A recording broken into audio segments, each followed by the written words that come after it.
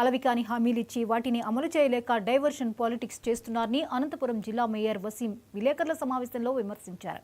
అనంతపురంలో మీ ఇంటికి మీ ఎమ్మెల్యే అంటూ తిరుగుతున్న దగ్గుపాటి ప్రసాద్ ప్రజలకు ఇచ్చిన హామీలను నెరవేర్చలేక మాజీ ఎమ్మెల్యే అనంత వెంకటరామిరెడ్డి మీద అనవసర రాద్ధాంతం చేస్తున్నారని మేయర్ వసీం ఆరోపించారు. నగరానికి తెచ్చిన నిధులు శూన్యం. మీకు చేతనైతే అనంతకు నిధులు తెచ్చి ప్రజలకు మంచి చేయండి. అభివృద్ధి చేయలేక చేతకాక వైసీపీ నాయకులను విమర్శిస్తే బాగుండదని ఎమ్మెల్యే ప్రసాద్ను మేయర్ వసీం హెచ్చరించారు. వాళ్ళతో కలిసి నేను బెంచెస్ వేపిస్తాను. ఇక్కడ మీ ఇంటికి మీ ఎమ్మెల్యే కార్యక్రమంలో భాగంగా మీరు గెలిచిన 1-2 మంత్స్లోనే రామ్నగర్లో ఒక డ్రైనేజ్ చేయాలని చెప్పి మీ ఇంటికి అందరికి వస్తే నేను కంప్లీట్ చేసేస్తా అని చెప్పడం జరిగింది. ఇక్కడ ఇప్పటివరకు ఏమన్నా దానికి ఒక అడుగు కూడా ముందు వేసిన విషయం కూడా లేదు. నేషనల్ పార్క్ వెళ్ళారు మీరు. నేషనల్ పార్క్ పై నేను అది డెవలప్ చేస్తాను, మన డిస్టిక్లోనే ఎక్కడ లేని విధంగా పార్క్ని అభివృద్ధి చేస్తానని చెప్పడం. ఎక్కడన్నా ఒక 2-3 అడుగులను దాని ముందుకు ఎక్కడన్నా చూసారా మీరు? అదేవిధంగా పీటీసీకి వెళ్ళారు ఒకసారి మీరు. పీటీసీ అసోసియేషన్స్ వాళ్ళతో కలిసి నేను బెంచెస్ వేపిస్తాను, ఇక్కడ టాయిలెట్స్ బాగా చేపిస్తాను, తర్వాత వాకింగ్ ట్రాక్ వేపిస్తాను అన్నారు. అక్కడ పోయి వచ్చి కూడా 4-5 నెలలు అయింది. దాని గురించి ఊసేలేదు. అదేవిధంగా టిట్కో హౌస్కి సంబంధించి నేను 1-2 మంత్స్లో దీంట్లో మీకు అందరికీ ఇల్లులు అప్పగిస్తానని చెప్పారు. ఎక్కడన్నా ఎవరికైనా ఒకరికైనా ఇల్లు అప్పగించారు అక్కడ?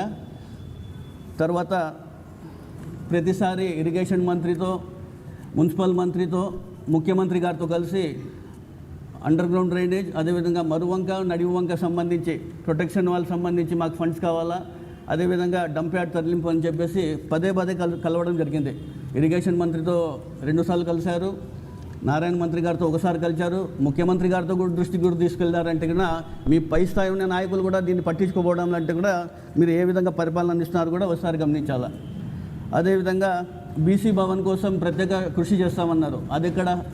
అది కూడా దాని గురించి కూడా ఒక ఊహ లేదు. అదేవిధంగా ముస్లిం మైనార్టీస్ కోసం ఒక కమ్యూనిటీ హాల్ ఏర్పాటు చేస్తామన్నారు. దాని గురించి కూడా ఎక్కడైనా ప్రస్తావన ఉందని చెప్తున్నాను. తర్వాత ముద్దులాపురంలో అమృత్ స్కీమ్ కింద 16 MLD నీటి శుద్ధి ప్లాంట్ని నిన్న పోయొచ్చారు ఆయన.